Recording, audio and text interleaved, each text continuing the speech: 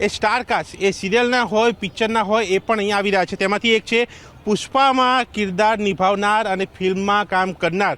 તેની સાથે વાત કરીશું. શું કહેશો, આ કાઇટ ફેસ્ટિવલમાં આપ આવ્યા છો પ્રથમ ટાઈમ? બહુ જ મજા આવી રહી છે. અમે અત્યારે અમારી એક નવી આવેલી ફિલ્મ જે આ શુક્રવારે આવે છે 16 જાન્યુઆરીએ, જેનું નામ છે મોજે દરિયા, એના પ્રમોશન્સના રિગાર્ડિંગ અહીંયા આવ્યા હતા. અને હું જેવો એન્ટર થયો હતો, જે અદ્ભુત મજાનું ડેકોરેશન કર્યું છે, જે હેરિટેજ સ્ટાઇલ આપી છે, જે એમનું ડેકોરેશન્સ ને બધું બહુ જ મસ્ત છે.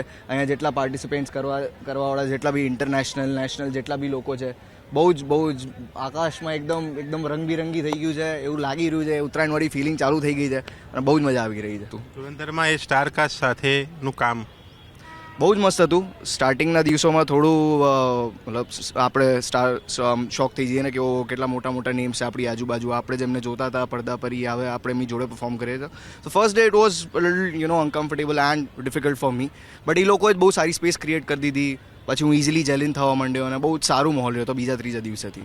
એ પુષ્પાનું કેરેક્ટર એ ફિલ્મમાં ધુરંધરમાં એ અક્ષય ખન્નાના દીકરાનું કેરેક્ટર અને આમાં જે કેરેક્ટર છે લગભગ સિમિલર જેવું જ છે. તો આ એક કેરેક્ટર મગજમાં છે કે આ જ કેરેક્ટર પ્રમાણે ચાલવું કે પછી બીજો કોઈ કેરેક્ટર બદલવાનો વિચાર કરો? મતલબ કહી શકીએ થોડું બહુ, પણ એટલું બધું બી નહીં. ઓફકોર્સ ડિફરન્ટ કલ્ચર છે, ડિફરન્ટ કન્ટ્રી છે. ત્યાં તો આપણે લાયરીની વાત કરતા હતા અને પાકિસ્તાનની, અને બધું એક અલગ માહોલ ને અલગ શું કહેવાય બેકગ્રાઉન્ડ છે અને અલગ અલગ કેરેક્ટરનું.